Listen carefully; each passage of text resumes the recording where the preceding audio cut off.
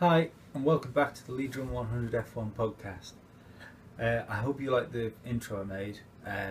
It's it was just a few pictures I'd taken from races I've been to over the years. I think it was somewhere from '09 up to 2012 maybe. No, I'm not sure. 2011 maybe. I can't remember.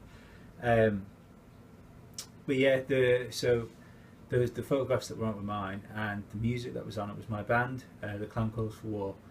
I'll leave the link underneath, and if you like that, go and check out. There's two EPs on there that you can download, and they cost nothing. So if you like the music that was on the beginning, just go and check them out. It'd be ace. Okay. So free practice is finished. Free practice 1 and 2. I was up very early this morning, and I've had a load of stuff on, so I'm really sorry that the podcasts took so long to come out. It almost feels slightly pointless doing it now at this time. It's been that long, but I thought I should do it anyway because I said yesterday I put something up. Times in free practice 1. The most important thing I think for a team, although it's not massive towards sort of the bigger picture. For me, the things that stand out that go into the next practice are the fact that Pastor Maldonado couldn't manage to score a time, neither could Romain Grosjean, and neither could the Caterhams. If you haven't seen the times yet for the free practices, it'll all become clear why that's pointed out to me when we look at free practice 2. Ferrari, I mean, we were wondering if they were sandbagging at first. I don't think they are now. I think they were sandbagging. I don't think they're as in. They don't look as slow as we thought they were. I don't think they're quick. I don't think they're race winners, but I think they're going to annoy a few people in qualifying, then possibly drop back through the race. Who knows really? But it was good to see them up there. It was good to see Nando up there in the first practice. Both of them looked reasonably quick. The Williams looked really good. I'm really happy about the Williams looking good. I can't stress enough how I've got a soft spot for Williams. I think most British racing fans have got a soft spot for Williams. I started watching Formula One when they were sort of dominating with Mansell and then Hill, and Hill was my first real sporting hero. So it was good. I mean, when they lost Renault engines in 2008, and just after Villeneuve had won his championship in 2007, it was really bad. You didn't want to see that happen to a team like that. We all thought there was going to be a bit of a renaissance for them when the BMW came in, and that never came to the point where it should have done that. I fear it might be BMW's fault for the lack of success they had in Formula One. Maybe thinking they know slightly more about the sport than they actually did. And I think they probably broke a few things. I think Honda in the BAR and having their own team might be responsible for that sort of thing as well. We'll look at the FP2 times now. Obviously Lewis didn't get a time this morning, but boy did he make up for it in the afternoon. He went a tenth quicker than his teammate. Only two drivers to be in the 129s in first practice. In second practice or in practice at all. The Mercedes look super quick. We said this in testing, pre-season testing. They look good. With Lewis breaking down, maybe there's questions to be said of just how fragile are the cars. Probably not as fragile as we're going to see the Red Bulls halfway through a race distance, but I don't think they're not the team with the worst with the most to worry about anyway. Speaking of Red Bull, we were wondering whether the car was quick, if it can go, and the car's looking quick. It's up there. It's putting times in with the Ferraris, with the McLarens, with the Williams. Who knows? One of those guys could still be sandbagging. Maybe Mercedes have shown too much of their hand too soon. Who knows? But yeah, the Williams, Ferrari, McLaren, and Red Bull, they all look pretty comparable in times. The slowest one of the lot of them was Magnussen, but it's his first year, and I for one think Magnussen's going to be really good.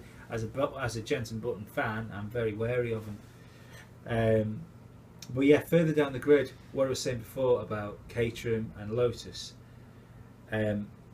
Lotus only managed 12 laps in FP2 with Romain Grosjean, and he was 18th fastest. Pastor Maldonado, like Caterham, hasn't recorded a time, so he hasn't done a full complete lap and recorded a time. I think Lotus's driver lineup this year is really going to hurt their team. I've never been the biggest fan of Pastor or Romain, but they're lacking that driver, I think, at the moment. I think they've got two drivers that are gonna, if a team's in trouble, instead of having a team galvanise itself around them, I think they're going to be the guys that are out the back throwing spanners and toys around. I don't think that's going to be. It's going to be good for Lotus. I mean, they've had a lot of share bought out of them as well, haven't they? By Infinity Racing, and I don't know. It pains me to say. I think if they have a bad year this year, I think it might be the end of the Lotus brand in Formula One again. And I like having the Lotus brand there. I thought it was great last year when they had a good car, but I think it's going to be a difficult season for them this year. Caterham are having an exceptionally difficult time. Marussia, they've got laps in, 29 with Jules Bianchi and 29 with Max Chilton in FP2, and they're getting the car around at least, but the times are well off. I really thought they'd be closer. I think they'll be closer to the Toro Rossos and the Selbers this year, but they're just not. Selber and Force India are looking pretty comparable, I think, in times. I mean, Hulkenberg's up there with the Toro Rosso as well, and ahead of Felipe Massa in the second practice, who's in 12th position. But you don't know what program Felipe was running, so I wouldn't worry about that if I was a Williams fan or a Massa fan. I think he'll be more than up there come qualifying tomorrow. We saw last year he was putting some stunning qualifying performances in, better than Fernando Alonso towards the end of the year, so I don't think there's anything there to worry about there. Bottas was is impressive up in 8th as well. I think they're going to be threatening on Saturday during qualifying, but certainly in the race, I really do. I think if teams like Ferrari and Mercedes and McLaren start having technical problems, Williams will have the pace to be up there with them anyway, and they seem to have quite a strong package reliability wise. So who knows? You might be a Williams win, and how awesome would that be for everybody? Speaking about mechanical failures, I don't know if any of you saw the clip of Lewis Hamilton when he broke down in first practice and he was trying to get through the turnstile to get back, and the security guard turned around to him and he was like, oh, you haven't got your pass, and he stood there in Mercedes overalls with a helmet on and looking at him going, mate, I'm a driver. It was pretty funny. Other little articles that I noticed and I found quite interesting was Bottas says Massa is more of a team player. I've read that as less of a dickhead, if I'm honest. I think it must be quite nice for that team not to have Pastor Maldonado in there this year. And I'd imagine the mood's decidedly lighter without somebody in that team, which has basically brought all the cash in. It must be great for them to have a good sponsor again now, and like a couple of drivers that they want there, rather than just drivers that are bringing cash. Just a driver that's bringing a skip load of cash with them. Another little thing I noticed was when they showed a Mercedes in the garage, is just how amazing front wings look now. I hadn't really noticed because I hadn't seen like a panning shot around it, but they almost look like some sort of robot fish gills. All these cascades that come up, they just look incredible. Even all the way down the grid, you don't get these like you'd always get the Red Bull or McLaren have really cool wings and Ferraris, and then it'd drift down the grid and they'd get a bit simpler until you got to a Marussia which had a plank of wood with a couple of wedges of cheese stuck on the end of it to provide downforce for that car. But all of them, they've all got these like multi-layered, very technical looking front wings. I just think it's a testament to all the teams to how much they've come along with aerodynamics, and especially when aero's been taken away from them. I still think it's really cool. Apart from that, I don't. There's not massive amounts to talk about really until we get to Saturday. I almost wasn't going to put a podcast up because it's so late in the day. I've had some technical issues with my camera stand, which has been fixed by 3 pieces of blue tack and 2 egg boxes. So it was a pretty technical fix, but I managed it. Yeah, again, like I said in the first podcast, I'm going to try and put podcasts out regularly, but also when there's stuff for me to say, because you don't want to sit here with me rambling about nothing. Obviously, I think we'll have more to talk about tomorrow after qualifying.